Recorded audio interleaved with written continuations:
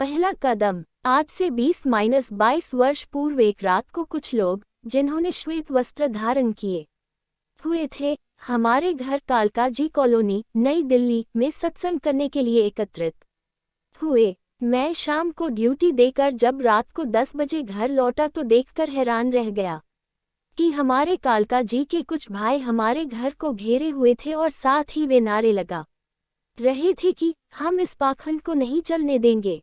इतना ही नहीं, कुछ ने तो आगे बढ़कर उन सफ़ेद वस्त्रधारियों से छेड़छाड़ भी शुरू कर दी, पर वे सफ़ेद पोश फिर भी किसी प्रकार का विरोध किए बिना अपने ढंग से प्रचार कार्य में तल्लीन रहे।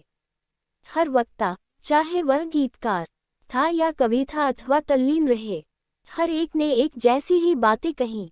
ऐसा लगता था कि उन्हें किसी शक्ति ने अपने पंजे में जकड़ रखा है और मशीन की तरह हर कोई वही कहे जा रहा है जो वह गुप्त शक्ति उनसे कहलवाना चाहती है। आखिर रात के 12 बजे उस सत्संग का विसर्जन हुआ और वे सफ़ेद कपड़ों में सजे लोग कारों, स्कूटरों, मोटर साइकिलों पर बैठकर अपने अपने घरों को लौट गए। उनको गया देखकर नारे लगाने वाले भाई भी चले गए। दूसरे दिन मैं अभी शौच आदि से निवृत्त होकर स्नान की तैयारी ही कर रहा था कि कालका जी के कुछ महानुभाव मेरे घर पर पधारे। उनके चेहरों से क्रोध की लपटें निकल रही थीं। वे बात करते हुए कांप रहे थे। उन्होंने बड़ी मुश्किल से अपने पर काबू पाकर मुझसे पूछना आरंभ किया, शास्त्री जी, क्या आप इस पाखंड को सहन कर सकते हैं? क्या आपने देखा नहीं कि वे श्वेत वस्त्रों में लुटेरे थे? इनका गुरु बाबा अवतार सिंह राम कृष्ण और गुरु नानक होने का दावा करता है। ये एक दूसरे का जूठा खाते हैं, एक दूसरे के पैर छूते हैं। ये पाखंडी धर्म ग्रंथों का अपमान करते हैं। एक साथी तो मुझे झंझोड़ कर पूछा, क्या कभी आपने इतिहास में ये भी पढ़ा है कि भगवान को जाना जा सकता है? भगवान एक क्षण में मिल सकता है और वह भी खाते पीते, मौज उड़ाते, घर गृहस्थी का हर काम करते हुए।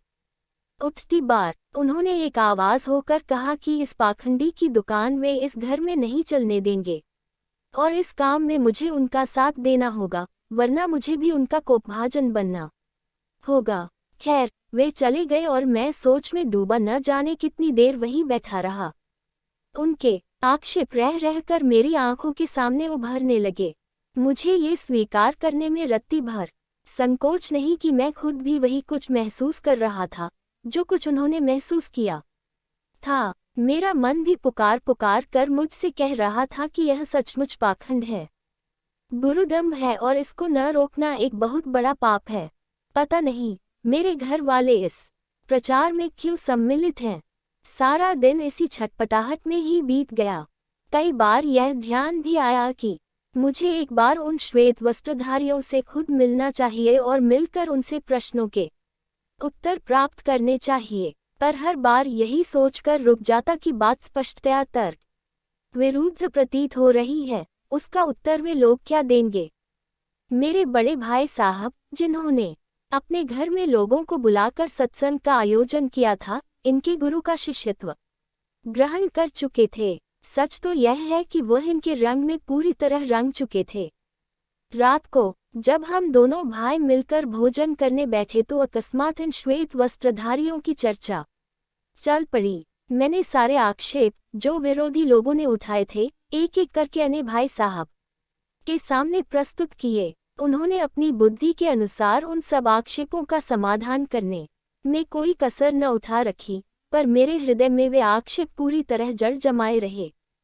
मेरे भाई साहिब ने और भी अनेक सज्जनों से मेरी भेंट करवाए और हर सज्जन ने बड़ी नम्रता और सज्जनता से मेरी शंकाओं का निराकरण करने का प्रयत्न भी किया, परंतु मेरी संतुष्टि न हो सकी। आखिर एक दिन दोपहर की कड़कती धूप में मैंने इनके गुरु के सम्मुख उपस्थित होकर उन सारे आक्षेपों को उनके सामने प्रस्तुत किया।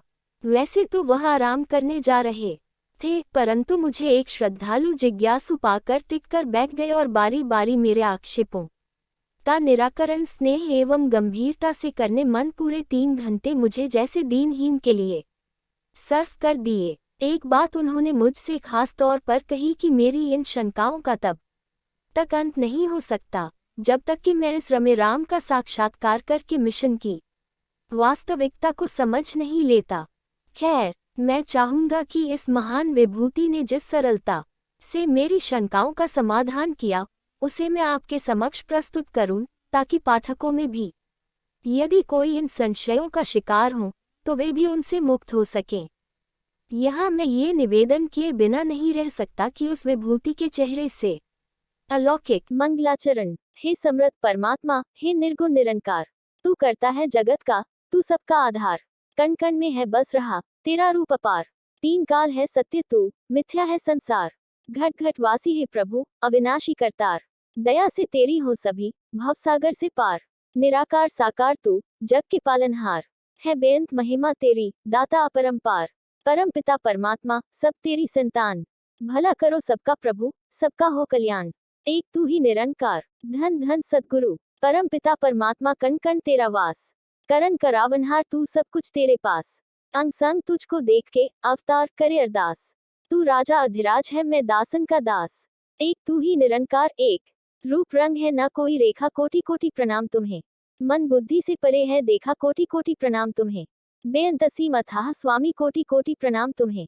सिर ताजों के ताज स्वामी, कोटि कोटि प्रणाम तुम्हें, आदि अनादि सर्वव्यापी, कोटि कोटि प्रणाम तुम्हें, युग युग में है तारे पापी, कोटि कोटि प्रणाम तुम्हें, हर घट के हरि अंतर्यामी, कोटि कोटि प्रणाम तुम्हें, आप है नाम आप ही नामी, कोटि कोटि प्रणाम तुम्हें, सब सृष्टि के पालनहारे, कोटि कोटि प्रणाम तुम्हें, अवतार कहे हे